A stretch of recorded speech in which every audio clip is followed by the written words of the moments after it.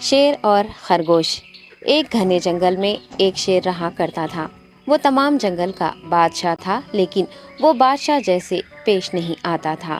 ہر دن بے رحمی سے جنگل کے جانوروں کو کھا جایا کرتا تھا۔ شیر کے خوف سے جنگل کے جانور چھپ جایا کرتے تھے اور خود اپنی بھوک و پیاس کو مار کر سخت مشکلات سے دوچار ہونے لگے تھے۔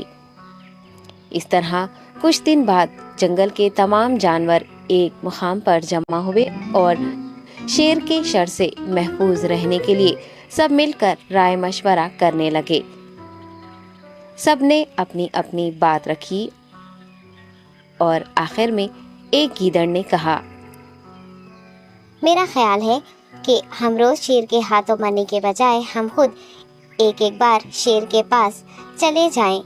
اس طرح روزانہ شیر کسی ایک کو کھا لے گا اور ہم سب اپنی اپنی باری سے چلے جائیں گے اور بلا خوف و ڈر سکون سے زندگی گزاریں گے۔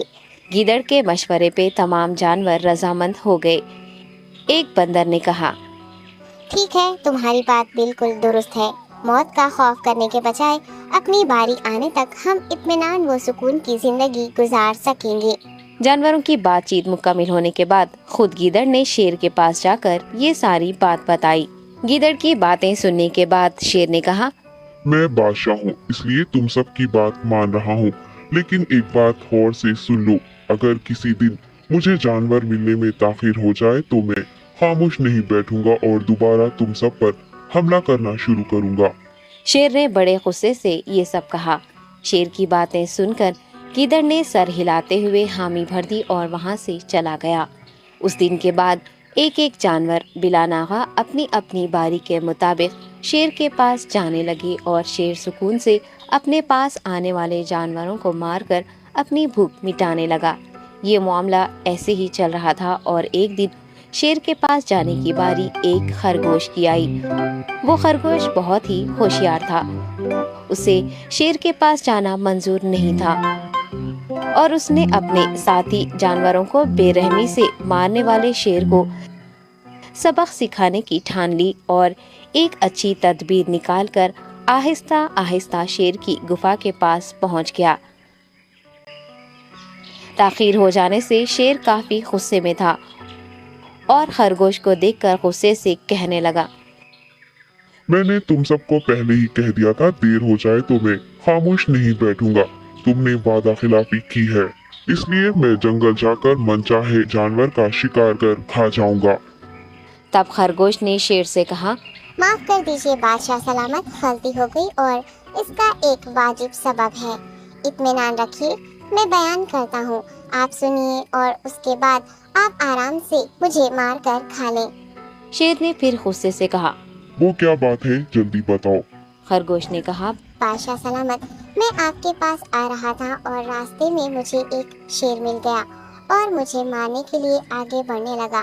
میں نے آپ کی بہادری کی بات اس شیر کے سامنے رکھی، لیکن وہ شیر آپ کے بارے میں بہت برا بھلا کہنے لگا۔ یہ سن کر میں نے غصے سے کہا، تم ہمارے جنگل کے نہیں ہو، ہمارے بادشاہ کے بارے میں ایسی باتیں مت کہو۔ یہ سن کر وہ شیر مجھ پر حملہ کرنے کے لیے تیار ہو گیا۔ یہ دیکھ کر میں نے کہا، تم مجھے مارو گے تو ہمارے بادشاہ تمہیں ہرگز نہیں بخشیں گے۔ تب اس شیر نے کہا، تمہارا بادشاہ میرا کیا کر لے گا؟ میں نے کئی ہاتھیوں کو اپنے پنجے سے مار گرایا ہے۔ تمہارا بادشاہ ہو یا کوئی اور ہو، میرے ہاتھوں بچ نہیں سکتا اور میرے سامنے کوئی ٹک نہیں سکتا۔ میں اسے ختم کروں گا۔ یہ سب بدتمیزی کرنے لگا۔ میں نے اس شیر سے کہا، تم ہمارے بادشاہ سے آ کر بات کرو۔ تب اس نے فخر سے کہا، میں کیوں آؤں؟ تمہارے بادشاہ میں دم ہے تو اسے ہی یہاں لے کر آؤ۔